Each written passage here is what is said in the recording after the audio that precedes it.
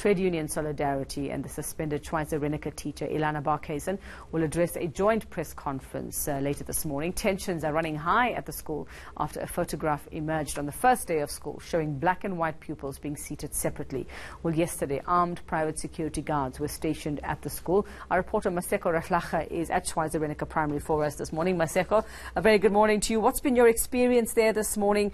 What has been sort of the atmosphere with parents dropping off their kids, with this press conference expected a little later on this morning?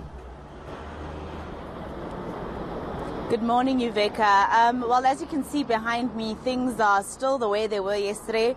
Fairly quiet.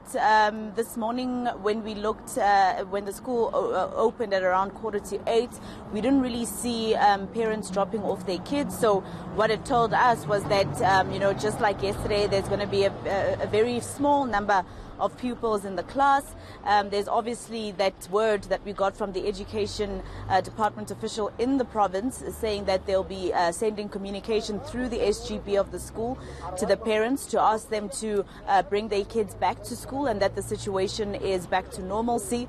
There is still that private security that people were questioning, but we took a look at the security guards and none of them look armed.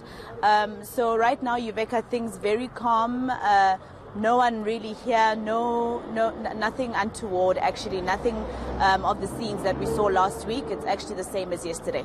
Maseko, what do we know about this teacher, Elana Barkhuizen, the teacher who was suspended the day after this photograph went viral, and we saw the anger on social media as well? What do we know about her? What do we know about the actual reason that she was given for being suspended?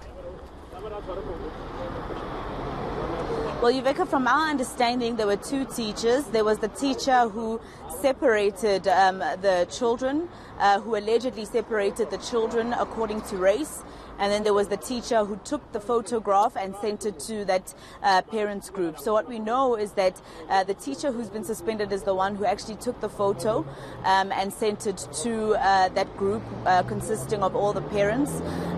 She was suspended on the grounds of taking that picture and sending it to the parents. We don't know, of course, what's going to happen to the other teacher who allegedly was the one who separated the children according to their race. We also have had parents questioning, black parents questioning what's going to happen to that teacher, definitely, and of course the principal of the school, and a lot of the residents saying that this is not an isolated issue, Uveka. I don't know if you saw any of the communication that I had with some of the parents yesterday, one of them saying she matriculated at the Hoër school.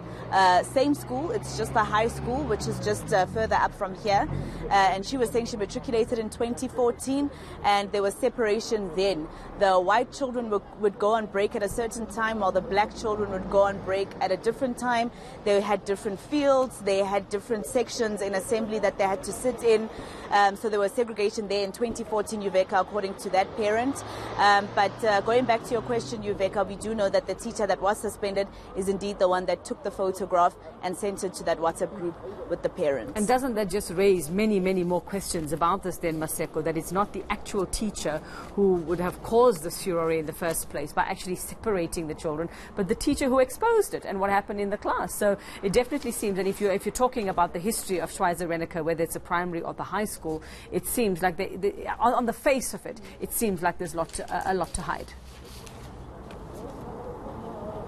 Yeah, it seems that way, Uveka. And I mean, we started speaking to residents around here who have really nothing to do with the school in terms of either them attending the school or actually having children at the school. But what they were actually showing us, for instance, Uveka, and that's something that we thought we could come back here and investigate one of these days, is that they're saying that it's not only the school. According to some of the residents, they were showing us, for instance, doctors' rooms, there'd be a doctor, there'd be a door for white people and a door for black people going to see the same doctor, which is something, of course, that doesn't make any sense. When we went to one of the doctors yesterday to try and investigate, we were told by the receptionist that actually what happens is that there's a door for the patients who are not on medical aid and need a cheaper rate, and then there would be a door for people who have medical aid and can afford the more expensive rate, and that's why according to her, she says that's why you'd see white people using the one door and black people using the other, alleging that the black people around the area would be using the other door because they're looking for the cheaper rate. But going back to that teacher, Uveka, of course, it raises a lot of questions, and that is why you'll see organizations such as Solidarity and AfriForum trying to protect this teacher, who's saying that her dismissal was not fair, of course, because I'm assuming that she would argue on the grounds that she wasn't the one who separated the children. She was, in fact, the one who just took the picture and sent it to the parents. Well, it seemed like there might be a bigger problem involving the entire town here. Thank you very much, Maseko Ratlaka. You'll keep us updated once that press conference gets underway. That's Elana Barkhuizen, the teacher who was suspended in this entire issue, is holding a press conference a little later on. And partner, we can